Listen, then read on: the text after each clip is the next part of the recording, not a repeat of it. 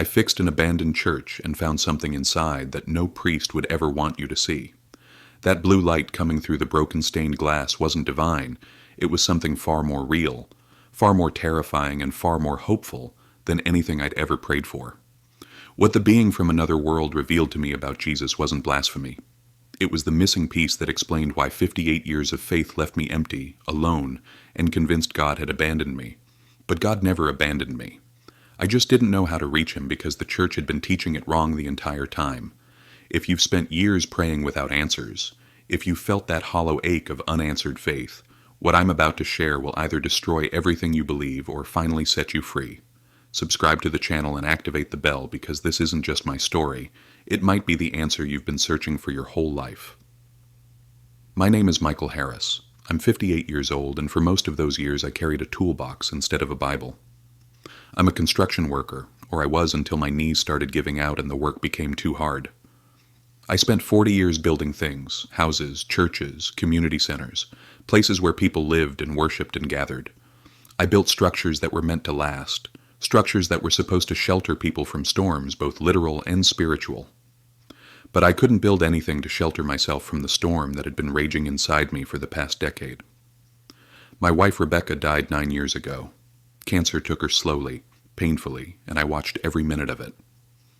I prayed more during those final 6 months than I had in my entire life combined. I begged God for a miracle. I promised him everything, my life, my savings, my faith, anything if he would just let her stay. But she didn't stay. She left on a cold Tuesday morning in March, and she took most of me with her. My kids, Daniel and Sarah, they tried to help. They called every week, visited on holidays, invited me to move closer to them in the city. But I couldn't leave. This small town in northern Idaho, this place where Rebecca and I had built our life together, it was all I had left of her. So I stayed. I stayed in our house that felt too big and too empty. I stayed with my tools, and my silence, and my anger at a God who I wasn't even sure I believed in anymore. The church, the one I used to attend every Sunday with Rebecca, I stopped going about 2 years after she died. I told myself it was because I was too busy, too tired, too old to sit through another sermon about God's perfect plan and his mysterious ways. But the truth was simpler and harder. I stopped going because every word felt like a lie. Every prayer felt like shouting into an empty room. Every promise of eternal life and divine love felt like a cruel joke played on people too desperate to see through it. I had spent my youth believing with the kind of pure, unquestioning faith that only children and fools possess. I had believed that if you were good, if you prayed, if you followed the commandments, God would protect you. He would answer your prayers. He would show up when you needed him most, but he didn't, and I was done pretending that my faith meant anything more than wishful thinking. So I worked. I took small jobs around town, fixing porches, repairing roofs, building sheds. It kept me busy. It kept my hands occupied and my mind numb, and it paid enough to keep the lights on and food in the fridge. I didn't need much anymore, just enough to get by until whatever came next. I wasn't suicidal, nothing dramatic like that. I was just waiting. Waiting for my body to give out. Waiting for my heart to stop hurting. Waiting for some kind of end that felt like mercy. That's where I was, emotionally and spiritually, when Tom Bradley called me on a Tuesday afternoon in late October. Tom owned the old St. Catherine's Church on the edge of town, the one that had been abandoned for almost 15 years.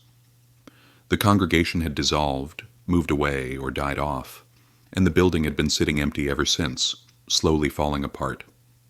Tom had bought it cheap at an auction, thinking he might renovate it and turn it into something useful, maybe a community center or event space, but he was getting older, and the project felt overwhelming.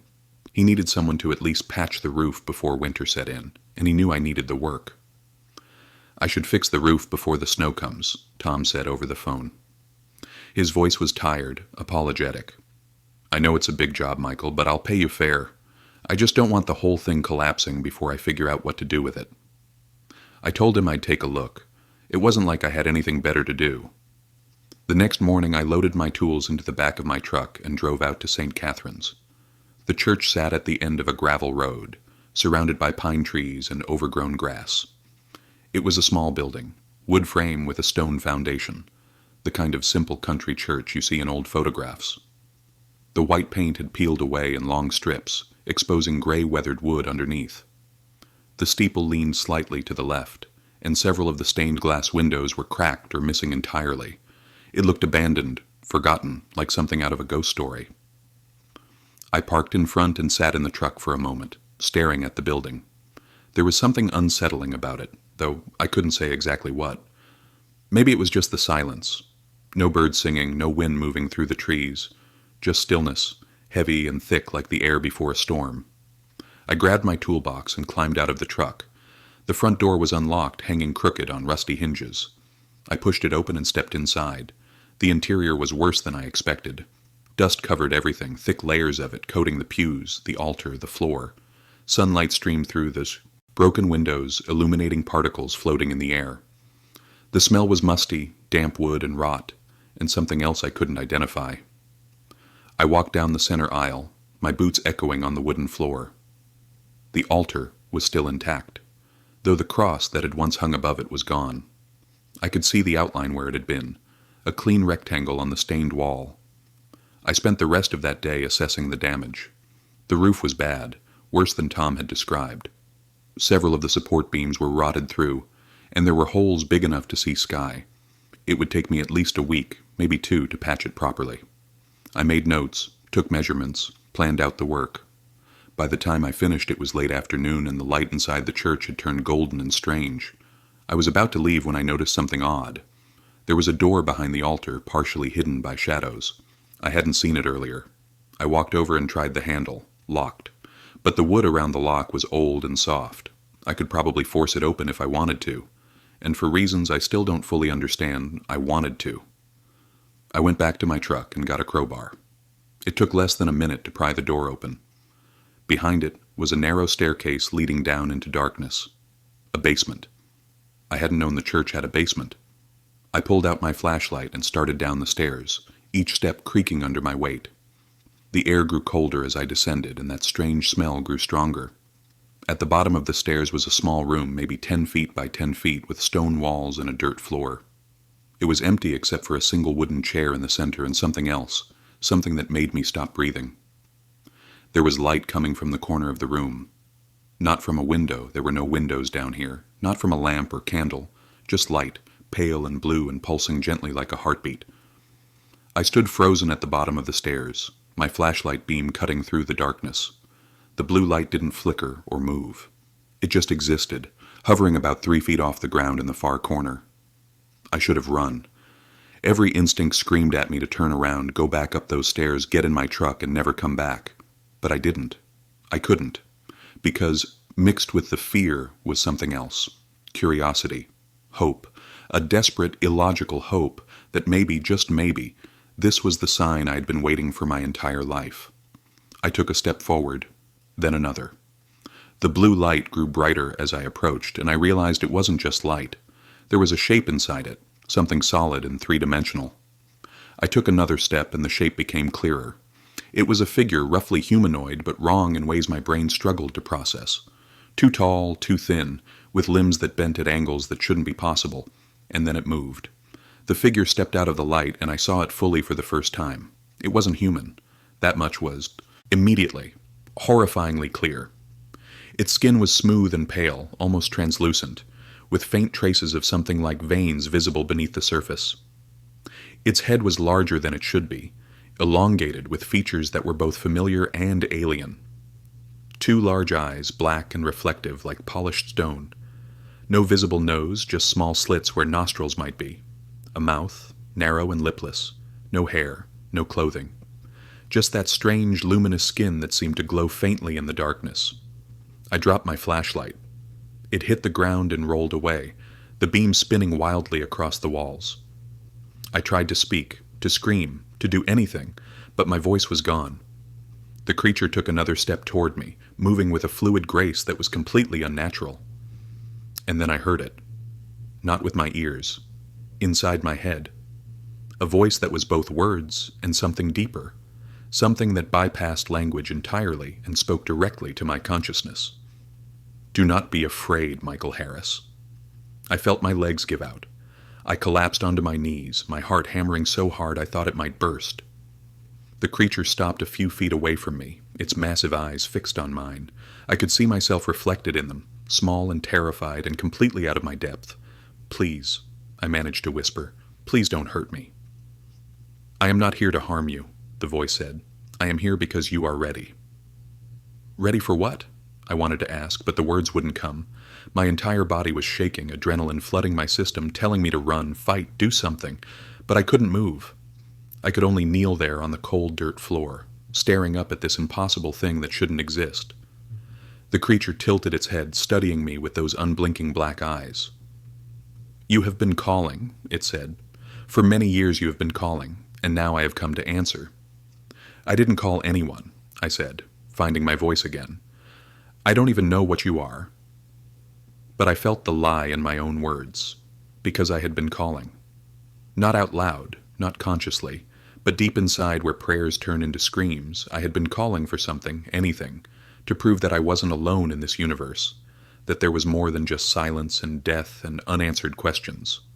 "You called with your pain," the creature said. "You called with your doubt. You called with the part of you that still believes there is something greater, even though you have tried to kill that belief. And here I am." "Who are you?" I whispered. "What are you?" "I am a traveler," it said simply. "I come from a place beyond your sun, beyond your comprehension of distance and time. My people have been watching your world for thousands of your years. We watch because we care, because your species is at a critical moment, just as it was 2,000 years ago. And because some of you are ready to remember what you have forgotten. The shock of hearing those words 2,000 years ago cut through my fear." I looked up at the creature, my mind racing. What happened 2,000 years ago? The creature moved closer, and I forced myself not to flinch. It reached out one long, impossibly thin arm, and its hand, three-fingered with joints that bent backward, hovered near my forehead. "May I?" it asked. "I don't know what you're asking," I said. "May I show you?" it clarified. "Words are insufficient. What I need you to understand cannot be spoken. It must be experienced." I hesitated. Every rational part of my brain screamed that this was insane, that I should run, that nothing good could come from letting this thing touch me. But the rational part of my brain had stopped being in charge the moment I walked down those stairs. I nodded, just barely. The creature's hand touched my forehead, and the world exploded. I wasn't in the basement anymore. I was standing in bright sunlight on a dusty road. People surrounded me, dozens of them dressed in simple robes and sandals. They were speaking in a language I didn't understand, but somehow I knew what they were saying. They were excited, hopeful, waiting for something. And then I saw him, a man walking toward us, surrounded by a small group of followers. He was younger than I expected, maybe 30, with dark hair and sun-weathered skin. He wore a plain tunic and carried nothing but a walking stick, but there was something about him, something in the way he moved, in the way people looked at him that made my breath catch. This was Jesus. Not a painting or a statue or a symbol. The actual man who had walked the earth 2,000 years ago. And I was seeing him somehow through the eyes of something that had been there. Jesus stopped in front of the crowd and began to speak. His voice was strong, clear, filled with a warmth that seemed to reach directly into my chest. He wasn't preaching. He wasn't quoting scripture or making grand proclamations. He was teaching, explaining something with the patience of someone who genuinely wanted people to understand. I couldn't hear the exact words, but I felt their meaning. He was talking about power, about the power that existed within every person, about how thought created reality, how belief shaped the world, how the kingdom of God wasn't some distant heaven, but something present, accessible inside each person who learned to see it. He was teaching them to manifest, to heal, to transform their lives, not through begging some distant deity, but through recognizing their own divine nature. The crowd listened, some with understanding, others with confusion, and I understood in that moment why so much of what Jesus taught had been lost or twisted, because what he was saying was dangerous. It made people powerful, it made them independent, it threatened every system of control that religious institutions would later build in his name. The vision shifted. I saw Jesus alone now, late at night, kneeling in prayer. But he wasn't praying the way I had been taught. He wasn't begging or pleading or asking for favors. He was connecting, opening himself to something vast and infinite, having a conversation with the universe itself.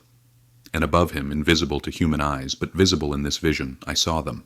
Ships, dozens of them hovering silently in the night sky, watching, recording, protecting. Jesus knew they were there. I could sense his awareness of them, his gratitude for their presence.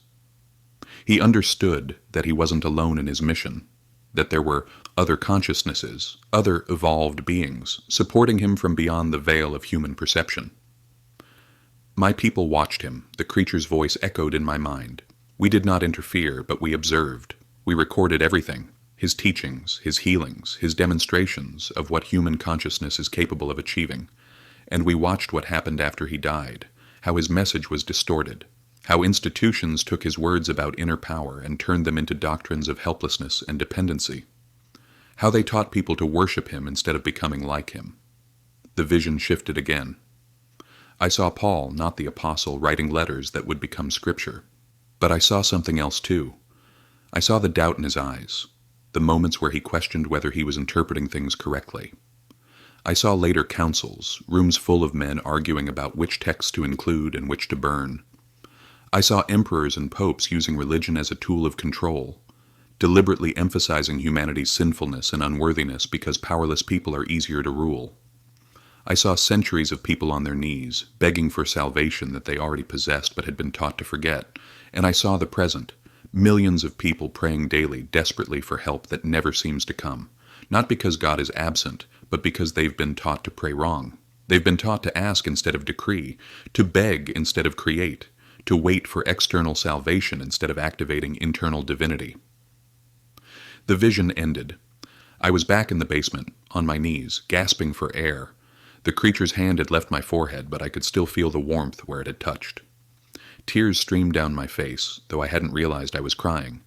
I looked up at the being, and for the first time since it had appeared, I wasn't afraid.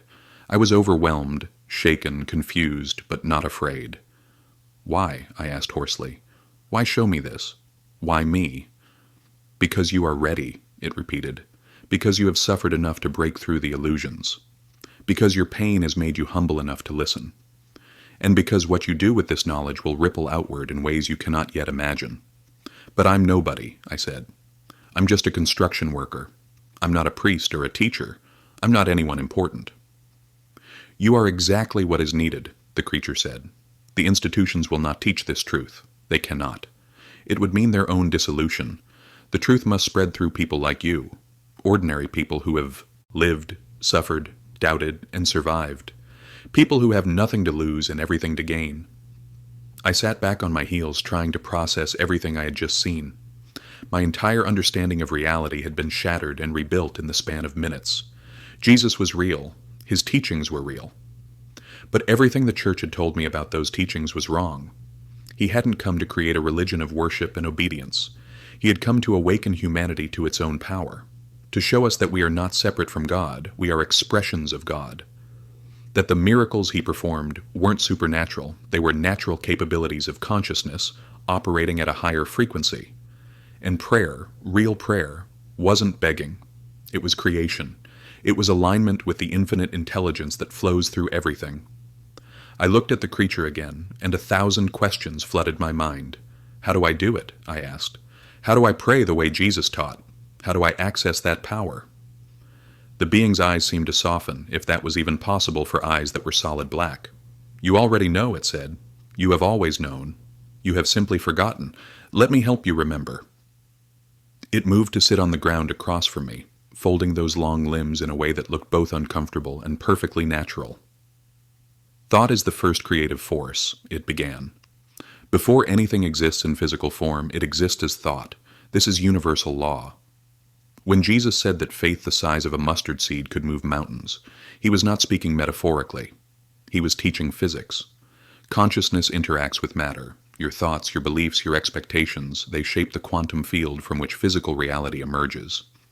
But you have been taught wrong. You have been taught to think of God as separate, as a father figure sitting on a throne judging your worthiness. This creates separation, and separation creates powerlessness. Jesus tried to teach the opposite. He said, "I and the Father are one." He said, "The kingdom of God is within you." He said, "You will do even greater works than these." He was not claiming to be uniquely divine. He was claiming that divinity is universal, that every consciousness carries the same creative power he demonstrated. I listened, hanging on every word. It was like hearing truth for the first time after a lifetime of lies. Everything the creature said resonated with something deep inside me, something that had always suspected the traditional teachings were incomplete. But if everyone has this power, I said slowly, why don't we see it? Why doesn't it work? Because you do see it, the creature replied. You see it constantly, but you do not recognize it. Your life, everything in it, is a perfect reflection of your dominant thoughts and beliefs. The problem is that most humans are not conscious of their thoughts. They run on automatic patterns, repeating the same negative loops, generating the same limiting beliefs, and then wondering why. Their circumstances never change. You prayed for your wife to survive, yes? I nodded, feeling the old pain rise up again. I prayed every day, for months. And what were your thoughts when you prayed? I thought, I tried to say, but the creature interrupted gently. What did you feel, Michael? What was the emotional state you were in when you asked God to save her? I closed my eyes, remembering. I felt desperate, terrified. I felt like I was losing her and there was nothing I could do. I felt helpless. Exactly, the creature said. You prayed from a state of fear and helplessness. And fear is a low-frequency emotion. It tells the universe I am powerless. I do not have. I cannot.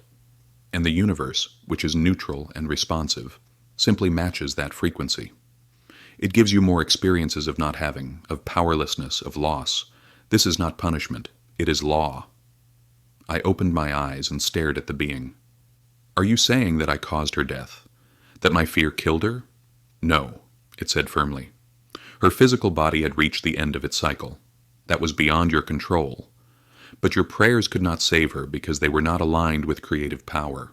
They were aligned with fear. If you had prayed from a state of gratitude, of certainty, of feeling her health as already restored, the outcome might have been different, or it might not have.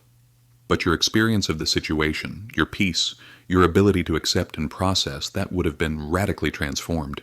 I felt anger rise in my chest. So everything I felt was wrong? All that grief and fear and pain, I was just supposed to ignore it and think positive? The creature leaned forward slightly. No. Your emotions were valid. Pain is part of the human experience. But there is a difference between feeling pain and living in pain, between acknowledging fear and praying from fear. Jesus wept at the death of Lazarus. He felt grief. But his grief did not prevent him from then raising Lazarus from death. Because his grief did not become his dominant frequency. He felt it, honored it, and then moved into certainty, into the knowing that death was not final, that consciousness was eternal, that physical form could be restored through proper alignment. I thought about this, turning it over in my mind. So when I pray, I should feel like it's already done? Like I already have what I'm asking for? You should not ask at all, the creature corrected. Asking implies lack. Asking says, I do not have, please give me. Instead, you decree, you state.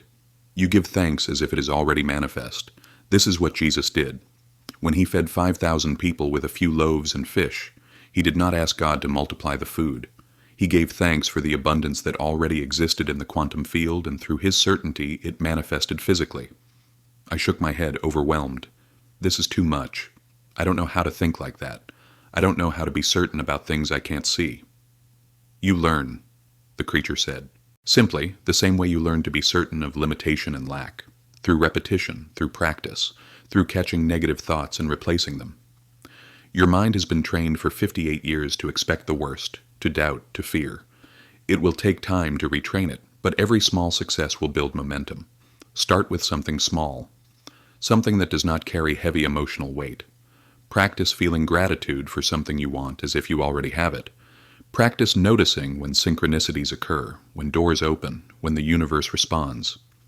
These are confirmations that you are aligning with higher frequency. Can you give me an example? I asked. Something concrete? The creature paused as if considering.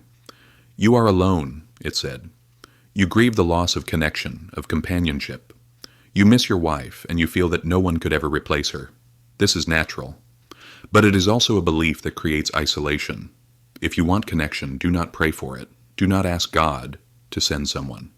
Instead, spend 5 minutes each morning feeling gratitude for the friendship and connection that is already flowing toward you.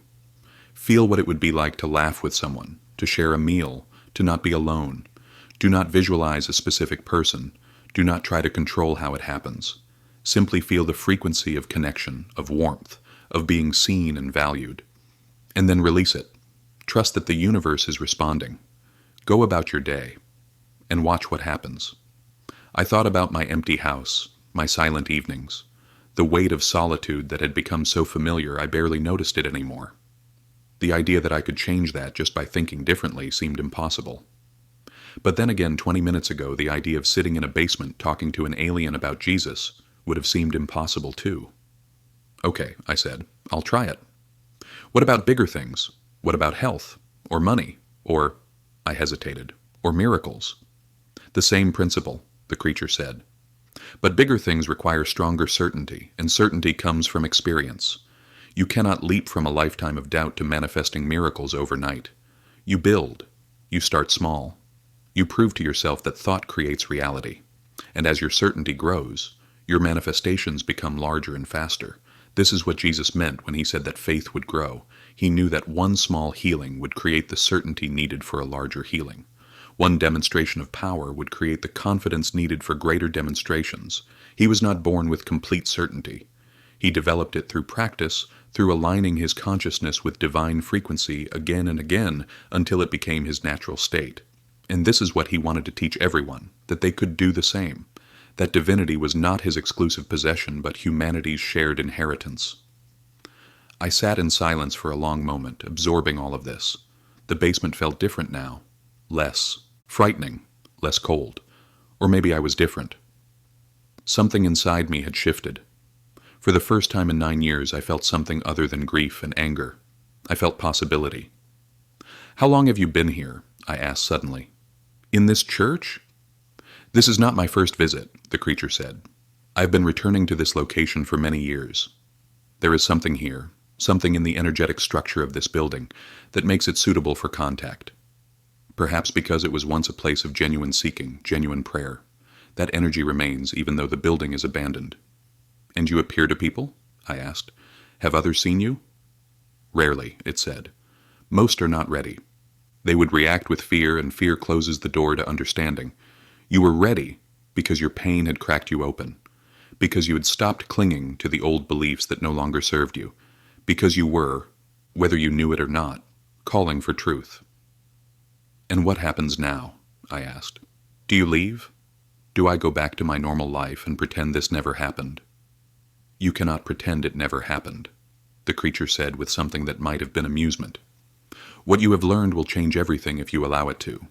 As for me, I will remain accessible. When you need guidance, come to this place. Sit in silence. Call with your intention. I will hear you. We are always watching, always listening to those who are ready to awaken. I thought about going back up those stairs, getting in my truck, returning to my empty house. But everything would be different now. I would be different. I stood up slowly, my legs stiff from kneeling on the cold ground. Thank you, I said, and was surprised to find that I meant it. For showing me. For answering. Even though I don't fully understand it yet, thank you. You will understand, the creature said. Give yourself time. Be patient with the process. And remember what Jesus taught. Love is the highest frequency. When you are stuck, when you doubt, when fear returns, choose love. Love for yourself. Love for others. Love for this strange, beautiful universe that brought you here to this moment. Love dissolves all barriers and aligns you instantly with creative power. I nodded and turned toward the stairs. But before I took the first step, I looked back. Will I see you again? If you wish, it said. The choice is always yours. I climbed the stairs and emerged into the church. The evening light filtered through the broken windows, painting everything in shades of gold and amber. I walked down the center aisle, past the dusty pews, past the empty altar, and out into the cool October air. My truck was still there, solid and real and ordinary. I got in and sat behind the wheel, staring at the old church. Part of me wondered if I had imagined everything, if I had fallen and hit my head, or if the stress and loneliness had finally broken something inside me. But I could still feel the warmth on my forehead where the creature had touched me. I could still see the visions it had shown me with perfect clarity. And deep in my chest, in a place that had been frozen for 9 years, I felt something warm and alive stirring. The drive home felt surreal. The roads were the same, the trees were the same, the sky was the same. But I was different. I kept glancing at my reflection in the rearview mirror, half expecting to see some visible change, but I looked the same. Just Michael Harris, 58 years old, tired eyes, weathered face, gray stubble. Nobody special, nobody important.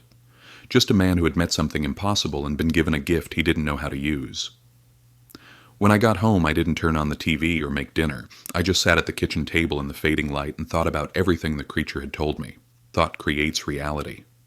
Prayer is not begging, it's creation. Jesus was teaching manifestation, not religion.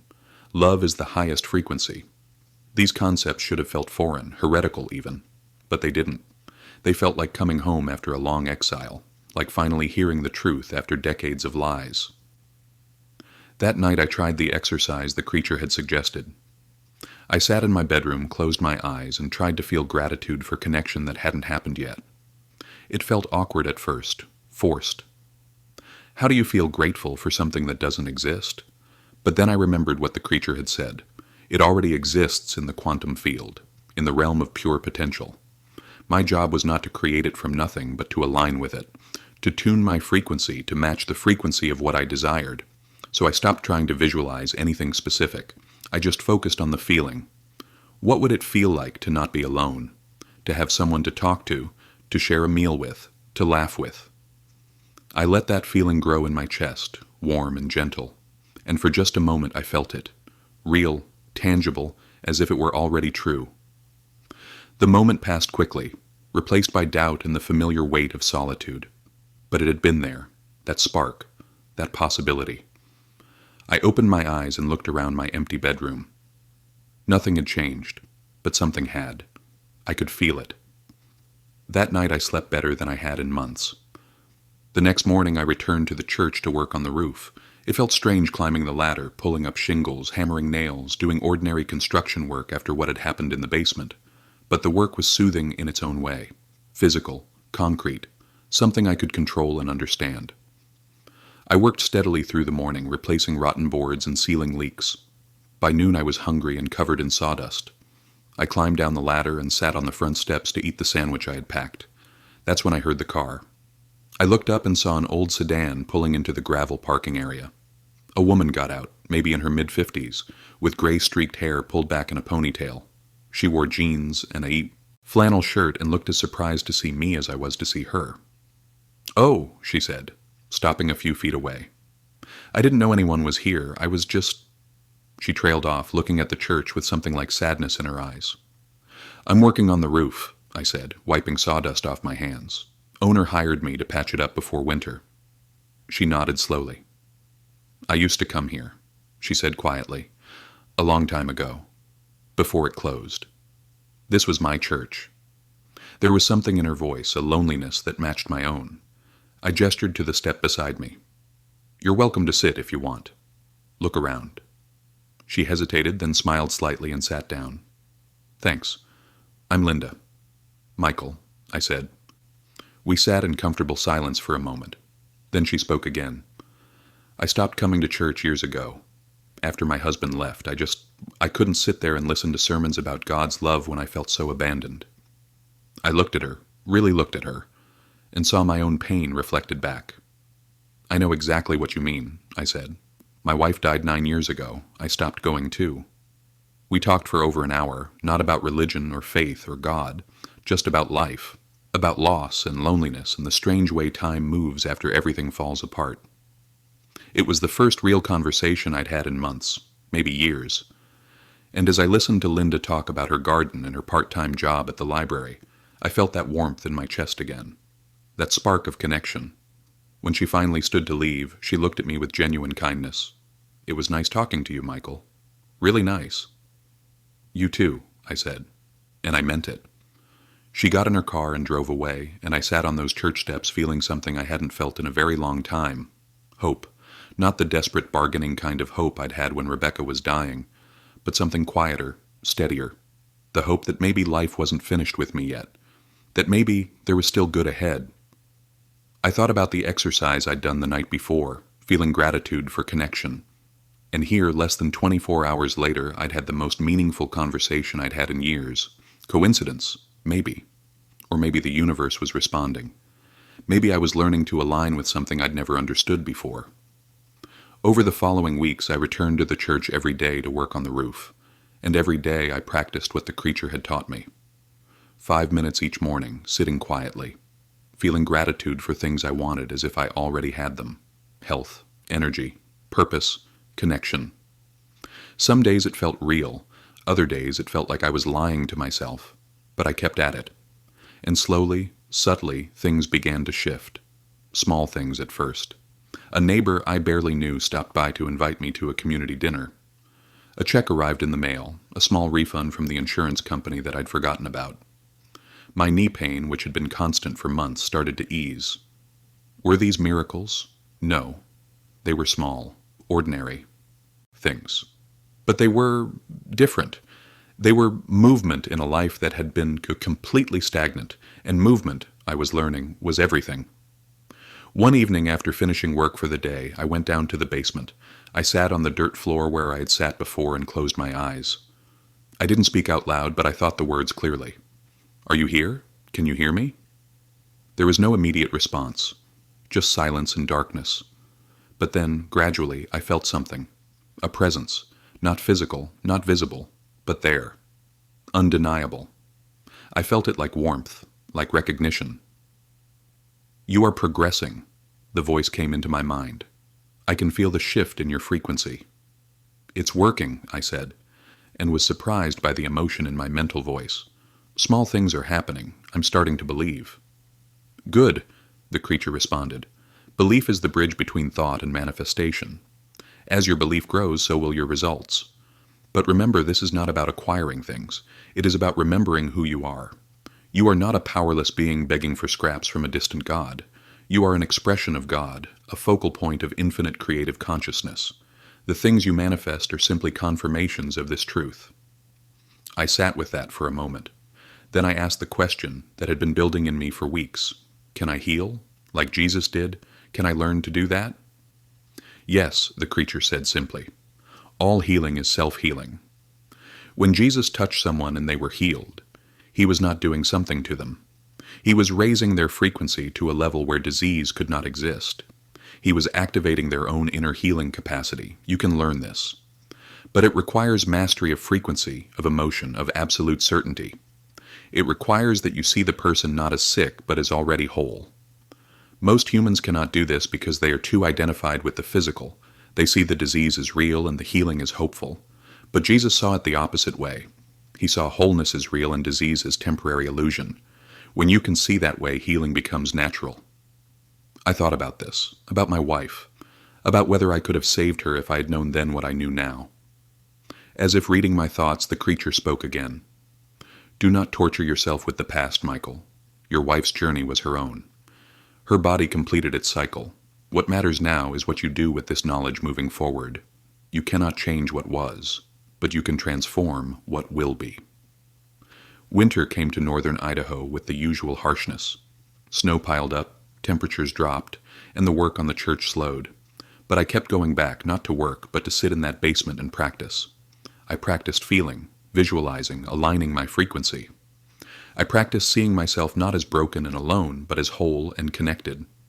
And the more I practiced, the more my external reality shifted to match.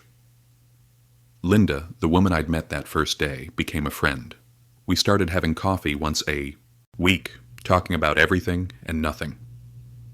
Through her, I met others, slowly building a small circle of connection. My health improved, not dramatically, but steadily. The pain that had been my constant companion for years faded to a dull background noise and then disappeared entirely. I started taking walks, something I hadn't done in years, and found joy in the simple act of moving through the winter landscape. Money stopped being a constant source of stress. Work came more easily, and I found myself able to save a little each month. Were these miracles? Most people would say no. They would say these were just normal life improvements, the kind of things that happen when you take care of yourself and make an effort. But I knew better. I knew that these changes were the direct result of a fundamental shift in my consciousness. I had stopped operating from lack and fear. I had started operating from gratitude and certainty. And the universe, neutral and responsive, was matching my frequency. One night in late February, I had a dream. I was standing in a vast field of golden light, and in the center of that field was Jesus, not the Jesus from paintings, pale and ethereal and sad, but the real Jesus I had seen in that vision, strong, vibrant, fully human and fully divine. He walked toward me, and when he reached me, he smiled. "Michael," he said, and his voice was warm and familiar like an old friend, "you are remembering." I nodded, unable to speak. He reached out and placed his hand over my heart. "The kingdom of God is not out there," he said. "It is in here. Everything I taught, everything I demonstrated, it was to show you this truth. You are not separate from the Father. You are the Father experiencing itself through your unique perspective. When you understand this, really understand it, miracles become as natural as breathing." "What do I do now?" I asked. "How do I help others see what I've seen?" "You do not convince," he said. "You demonstrate. You live from this truth. You radiate this frequency, and those who are ready will be drawn to you. Just as you were drawn to that church, just as you were ready to meet the traveler, the rest is not your concern. Your job is simply to remember and to be." I woke up with tears on my face and certainty in my heart. This was real, all of it. The encounter, the teachings, the transformation. I was not crazy. I was not imagining things. I was awakening. And for the first time in my 58 years, I understood what that word really meant. Spring arrived, and with it a sense of renewal that went beyond the seasonal. The church roof was finished, solid and secure. Tom was pleased with the work and paid me well. But more than that, he mentioned that the building was starting to attract interest. A local group wanted to use it for community events, workshops, gatherings. The old church, abandoned and forgotten, was coming back to life, and so was I. I continued to practice what the creature had taught me. Some days were easier than others. Old patterns of doubt and fear would resurface, and I would find myself slipping back into victim consciousness, but now I could catch it. I could recognize when my thoughts were creating lack and limitation, and I could choose differently. I could shift my focus, feel gratitude, remember that I was not powerless. This was the real miracle, I realized. Not some dramatic healing or manifestation, though I believed those were possible. The real miracle was the daily choice to align with higher frequency, to see myself in the world through the lens of possibility rather than limitation, to live as Jesus had taught, from the inside out rather than the outside in. One afternoon in early May, I was walking through town when I saw a flyer on a community board. It was advertising a talk at the library, something about alternative spirituality and the hidden teachings of Jesus. The speaker's name was unfamiliar, but something drew me to it. I showed up that evening, not sure what to expect. The room was small, maybe 20 people gathered in folding chairs. The speaker was a woman in her 40s, energetic and passionate. She talked about the Gnostic Gospels, about texts that had been excluded from the Bible because they presented Jesus as a teacher of enlightenment rather than an object of worship. She talked about the idea that heaven was not a place, but a state of consciousness, that salvation was not something granted by an external authority, but something awakened from within. Everything she said resonated with what I had learned in that basement, and as I looked around the room, I saw others nodding, leaning forward, hungry for this information. These were people like me, people who had been disappointed by traditional religion, people who sensed there was something more. After the talk, I approached the speaker. "What you said," I began, not sure how to continue. "It resonates. I've had an experience, something that taught me very similar things." She looked at me with interest. "Tell me." So I did. Not the whole story, I wasn't ready for that yet. But I told her about my journey from faith to doubt to a new understanding, about learning that prayer was not begging but creation, about discovering that Jesus had taught something far more empowering than what the church preached. She listened intently, and when I finished, she smiled. "You've been awakened," she said simply, "and now you have a choice. You can keep this knowledge to yourself, or you can share it. Not by preaching or convincing, but by being, by living as an example of what's possible when someone remembers their true nature." Her words stayed with me. I thought about Linda, about the small circle of friends I had built, about the people in that library room hungry for truth. And I realized that the creature had been right. My job was not to save anyone or convert anyone. My job was simply to be, to live from this new understanding, to radiate this frequency, and to Trust that those who were ready would recognize it. The rest of that year unfolded with a grace I could never have imagined. More people came into my life, drawn by something I couldn't name but could feel. Conversations about spirituality and consciousness became natural, flowing. I found myself sharing what I had learned, not as dogma but as personal experience. And people listened, because I wasn't trying to convince them of anything. I was simply telling them what had worked for me. Some were skeptical, some thought I was crazy. But others, those who were ready, heard the truth beneath the words. They recognized it because it resonated with something they already knew but had forgotten. I returned to the basement of the church many times over those months. Sometimes the creature was there, sometimes it wasn't. But I always felt that presence, that connection to something vast and benevolent. On one of my last visits before winter returned, I asked a question I had been holding for a long time. Why don't you reveal yourselves to everyone? Why not land your ships in the middle of cities and prove to the world that you exist? Because it would not serve, the creature responded. Humanity must awaken by choice, not by force. If we appeared undeniably en masse, it would short-circuit your free will. You would believe not because you chose to grow, but because you were confronted with evidence you could not deny. And that kind of belief does not transform consciousness. It only creates new dependencies. Jesus understood this. He performed miracles not to prove anything, but to demonstrate what was possible. He said that faith without seeing was greater than faith that required proof. Because true faith, true knowing, comes from within.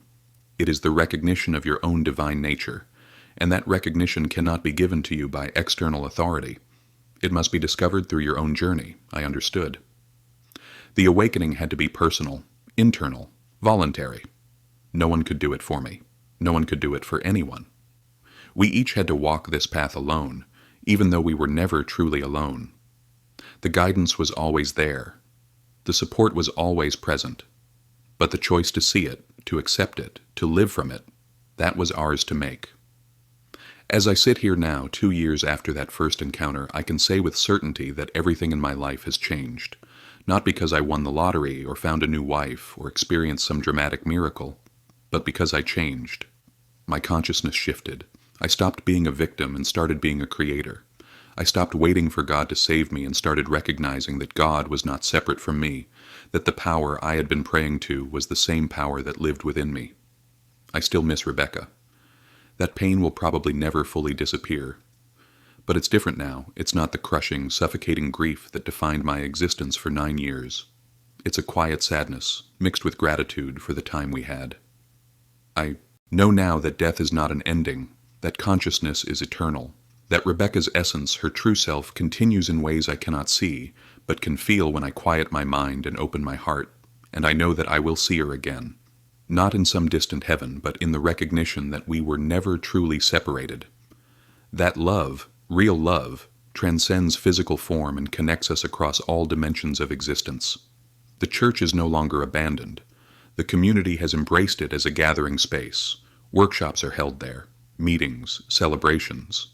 And sometimes late at night when everyone is gone, I go down to that basement and sit in the darkness and feel gratitude for everything that has unfolded, for the pain that cracked me open, for the being that answered my unspoken call, for the truth that has set me free from the prison of my own limiting beliefs. I don't know what comes next. I don't know if I will have more encounters, more visions, more teachings, but I know that I am not the same person who walked into that church 2 years ago. I am awake, and once you are awake, you cannot go back to sleep. You cannot unsee what you have seen. You cannot unknow what you have learned, and honestly, I would not want to. Because this awakening, this remembering of who and what I really am, it is the greatest gift I have ever received. If you have listened to this story and something within you has stirred, if you have felt recognition or resonance or hope, then I want you to know something. You are ready. You would not have been drawn to hear this if you were not. The universe does not make mistakes. And the fact that you are here, now, reading these words or hearing this voice, it means that your own awakening is beginning. You do not need to have the same experience I had. You do not need to meet a being from another world. You simply need to be willing to question what you have been taught, to consider that there might be more to prayer than begging, more to faith than blind obedience, more to God than a distant judging father figure. You need to be willing to experiment with the principles I have shared, to spend 5 minutes feeling gratitude for what you desire as if it already exists, to notice when synchronicities occur, to catch negative thoughts and replace them with affirmative ones, to choose love over fear, certainty over doubt, creation over victimhood. And you need to be patient with yourself. This is a process. You will stumble. You will doubt. You will have days where it feels like nothing is working and you are just fooling yourself. That is normal. That is part of the journey. But if you persist, if you keep choosing higher frequency even when it feels impossible, you will begin to see changes, small at first, then larger, and those changes will build your certainty. And certainty is the fuel that powers manifestation. Jesus said that you would do even greater works than he did. He said that the kingdom of God was within you. He said that whatever you ask in faith, believing that you have received it, it will be yours. These were not metaphors. They were instructions. The church took those instructions and turned them into reasons to worship Jesus as someone separate, someone special, someone you could never become. But that was never his message. His message was that you are already divine. You are already powerful. You are already connected to the infinite creative intelligence that flows through all existence. You have simply forgotten. And now it is time to remember, not because I say so, not because some alien being says so, but because deep inside, in the part of you that has always known truth even when you could not articulate it, you recognize these words as real, as right, as the answer you have been searching for all along. I am not special. I am not chosen. I am not a guru or prophet or messenger. I am just Michael Harris. A 58-year-old construction worker who was broken enough to be opened, who was desperate enough to listen, who was humble enough to accept that everything he thought he knew was incomplete. And if it could happen to me, it can happen to anyone. It can happen to you. All you have to do is be willing. The rest will unfold in ways you cannot predict, but will recognize as perfect when they arrive. So I invite you now to try. Tonight before you sleep, sit quietly for 5 minutes. Do not ask for anything. Do not beg or plead. Simply feel gratitude for one thing you desire. Health, connection, peace, abundance, whatever calls to you. Feel it as if it is already true, as if the universe has already said yes. And then release it. Trust it. Go to sleep knowing that you have been heard, and in the morning pay attention. Notice what shows up. Notice how you feel. Notice the small shifts, because they will come. And those small shifts are the beginning of everything. They are the crack in the wall of limitation. And once that crack appears, light pours through, and you begin to see that the prison you thought you were in was only ever made of your own beliefs. And beliefs can be changed. That is the gift. That is the miracle. That is what Jesus taught, and what that being from another world reminded me of on a cold November night in an abandoned church in Idaho. We are not victims. We are creators. We are not separate from God. We are expressions of God. And when we remember this, truly remember it, everything changes. Everything. Thank you for listening to my story. May it serve you in whatever way is perfect for your unique journey, and may you remember who you really are. Because the world needs you awake, now more than ever.